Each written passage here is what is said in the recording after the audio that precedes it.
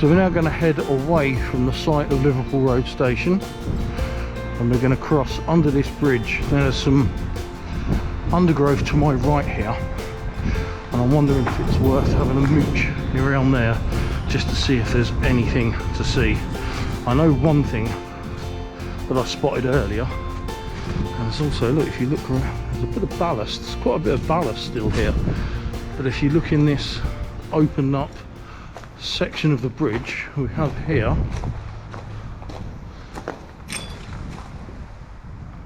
a signal cable carrier, a rather rusted one, but one nevertheless.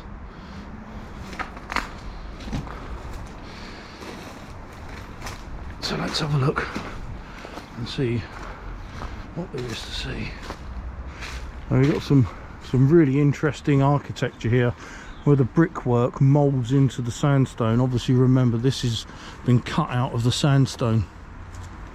And right in front of me, I know there's a lot of stuff been thrown over the wall, but right in front of me we've got this rotting wooden structure with, looks like bolts coming out of it. What on earth could that be? It's not a sleeper. Could it possibly be the remains of a telegraph pole? You can tell. And under these discarded bricks we've got some more wood. Is that the same? Is that the same thing? I don't think so. Could be a telegraph pole. I don't think it's sleepers. There's plenty of bricks. What else have we got? Ah, now another wooden thing. I think, look, you see the two, but I'm sure that's the remains of a telegraph pole. And also, right in front of me, in a lot better condition, is another signal cable carrier, complete with the cable. And that's in really good condition. Look at that.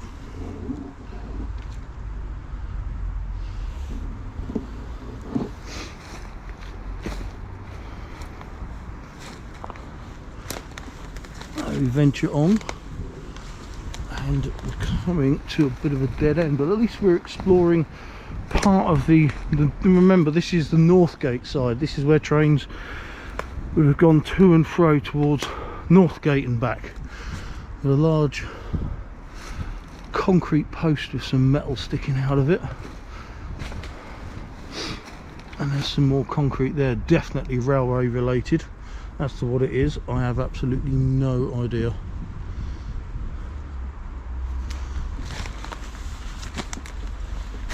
And we come up to the next bridge. Now remember, this is the road, this is the Victoria Road bridge. I crossed that, the second blue one.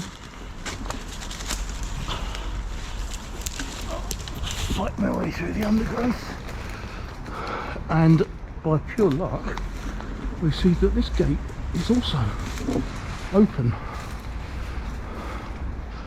Now what is in here?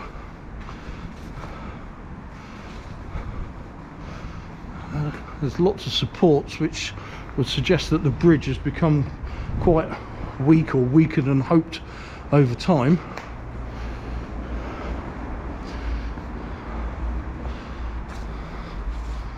There's nothing to indicate anything of a find. There's a ladder the other side, and I think our way is blocked, but if I lift the camera you can see trains would have carried on along that wall to and from Northgate.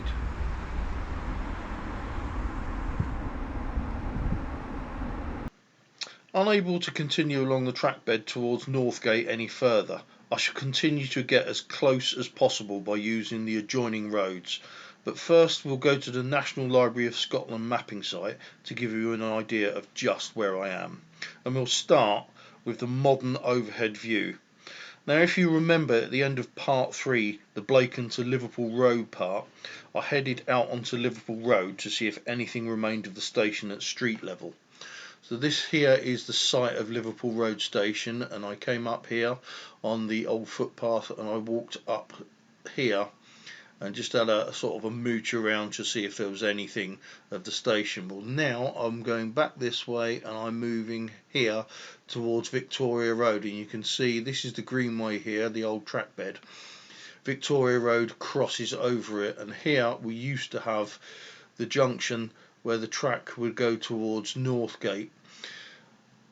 I've gone as far as I can down there, my route is now blocked, but if I walk along Victoria Road I can see at various places down into the trees and the old track bed. So that's what I intend to do. Now if I take the map back to 1899, it'll give you a good idea as to where the line used to run and where I am in relation to it.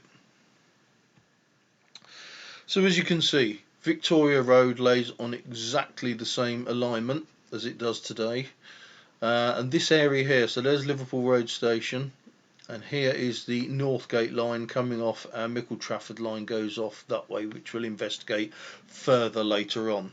This is the area that is now completely full of trees and totally inaccessible, and then we've got the houses built up here now. Here's Northgate station here, which is now the site of the Northgate Sports Arena. So I shall continue to walk down Victoria Road and see if there's anything that I can find that's relevant today. Well, I've crossed over Liverpool Road now, and as you can see down there, we've got the other side of the bridge, and it gives a great view of how the track, or the track bed, was hewn out of the sandstone, a classic Chester sandstone.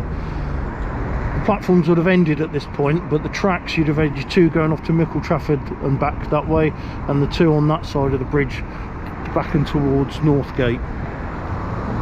At the bridge, you can see the blue bridge in front of us, that's Victoria Road, and we'll go and have a look at that now.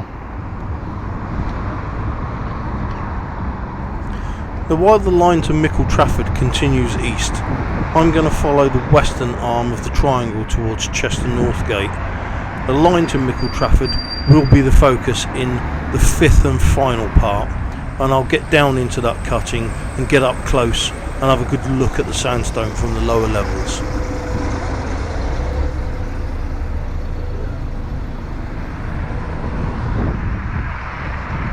Now if I can cross this road without getting run over. Okay, so I'm on the other side.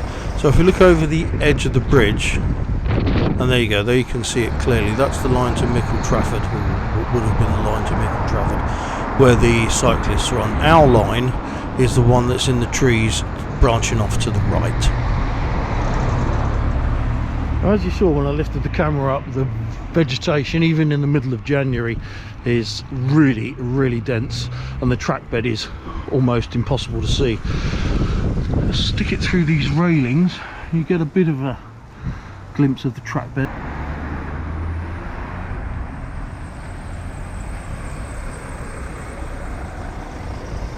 And also I'm going to have a sneaky peek around the back of this electricity substation, because that backs onto the track bed as well. Lift the camera again. It's not a great deal better, you can see a bit of the track bed, but you can see the edge of the cutting, but not a lot else.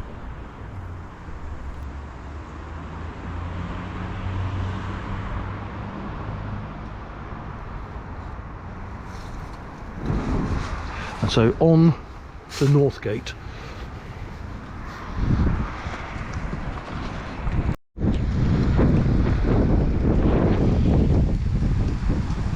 This is Northgate Avenue. We're about 50 yards from Northgate station, but it's hard to imagine now that when the line was open and trains were running, no less than 8 tracks would have passed across this road in front of me. A very busy railway scene, and that large building up there is the site of a turntable and goods sheds. And now looking in 2022, unrecognisable.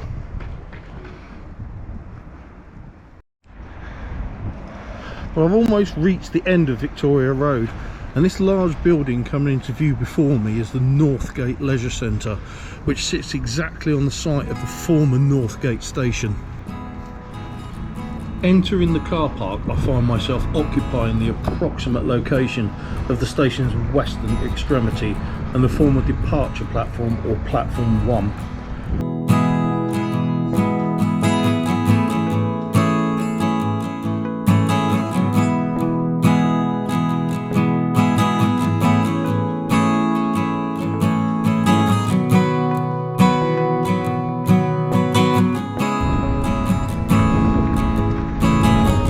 And looking towards these recently built flats, we're viewing beyond where the platforms would have ended, with the line to Liverpool Road on the left side and the Mickle Trafford occupying the right.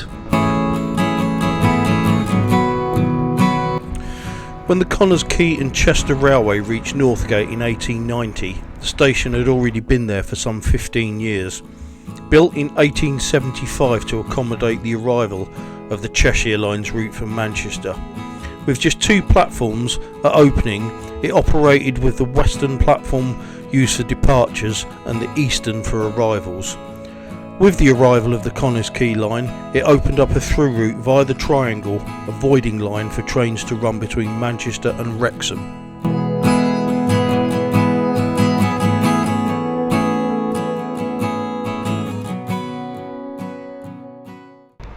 I'm walking across the site of the 2 stabling lines, and I'm now moving on to where platform 2 would have been situated, and we come to the station's eastern edge, where the level drops a good 15 feet or so to the site of the former goods yard.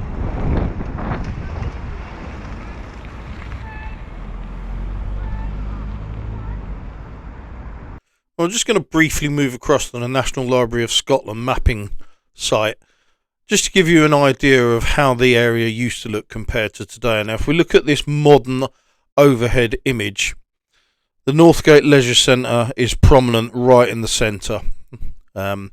This is Victoria Road. If you remember, I walked down here and then I entered the car park here just at the front of the building. This area here was where platform 1 would have been, platform 2 on the other side.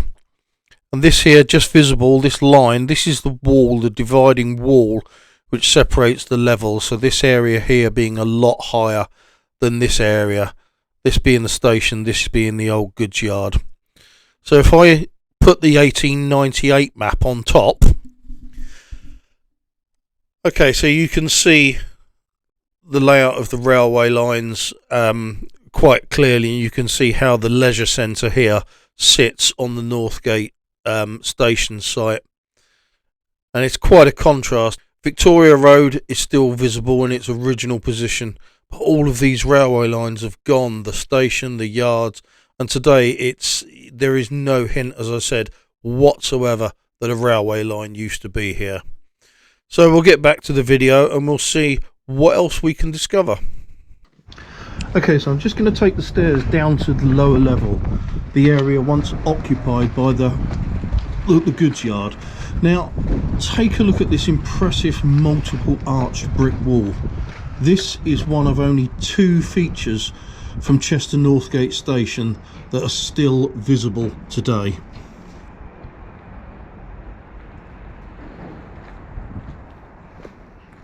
Now take a look at this undated photo, probably taken in the mid-1960s, and that same wall is clearly visible. Obviously it was incorporated in the redevelopment of the Northgate Arena when it was built in 1977.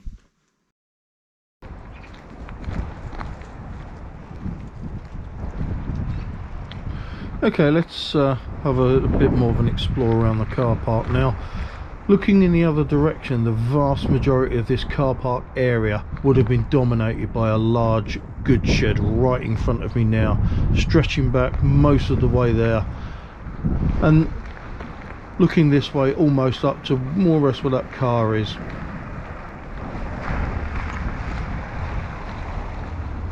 Let's move across to this fence. Now directly beneath me is a tunnel, a railway tunnel. And there you can see the line. That way is the main line towards Chester, the other way is to Shrewsbury and North Wales. Well, I'm moving back out onto Victoria Road again once more. Apart from the wall, the arched wall that we just saw, the only other surviving part of the station that's visible today is this wall in front of me, and this is where buses used to line up to take passengers away.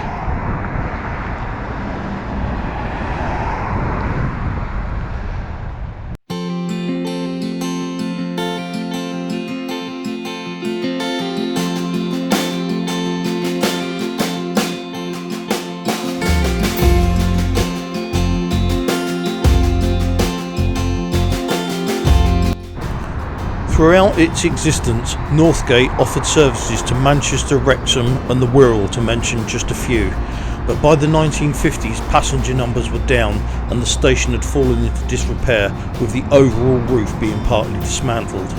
Despite this, in the early 1960s more trains used Northgate than at any other time, but from 1965 services were gradually withdrawn, and with the last train leaving on the 6th of October 1969, Chester Northgate station closed.